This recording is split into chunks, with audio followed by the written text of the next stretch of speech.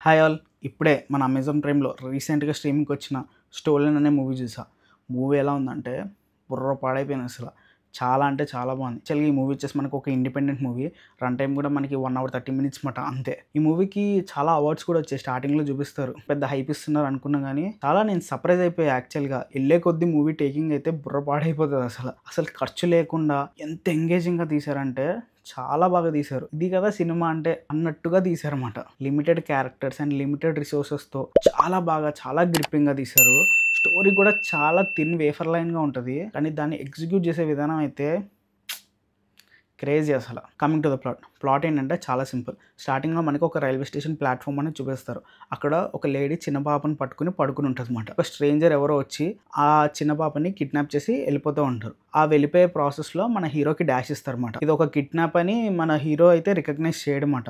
ఆ టైంలో. ఇక్కడి నుంచి మనకు అసలైన స్టోరీ స్టార్ట్ అవుద్దిమాట. అందరూ మన హీరో కిడ్నాప్ చేశారని చెప్పి అనుకుంటారన్నమాట. తర్వాత హీరో వాళ్ళ బ్రదర్ వచ్చి వీళ్ళని కన్విన్స్ చేస్తాడు. మా బ్రదర్ అనేది కిడ్నాప్ చేయలేదు.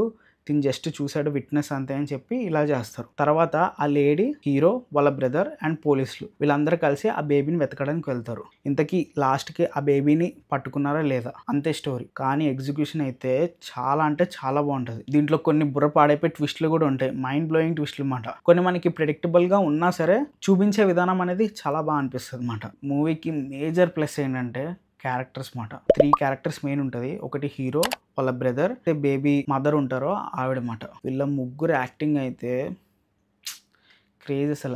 జీవించేశారు అసలు వాళ్ళ ముగ్గురు. మనకు మూవీ వచ్చి 1 అవర్ 30 మినిట్సే గానీ వాళ్ళతో చాలా మంచి ఎమోషనల్ కనెక్ట్ అనేది అయిపోతుందన్నమాట. అరే పాపంరా! అరే ఏంట్రా ఇలా అయిపోతుంది అని. దాన్ని ఎంత బాగా బిల్డ్ చేశారంటే అంత బాగా చూపిస్తారు. వాళ్ళది మనకి బ్యాక్ స్టోరీస్ కానీ ఇవి ఏమీ తెలియవు. వాళ్ళ గురించి మనకి ఏం తెలియవు. కానీ ఈ 1 అవర్ 30 మినిట్స్‌లో వాళ్ళ యొక్క క్యారెక్టర్ ఏంటి? వాళ్ళు ఎలా ఉంటారు?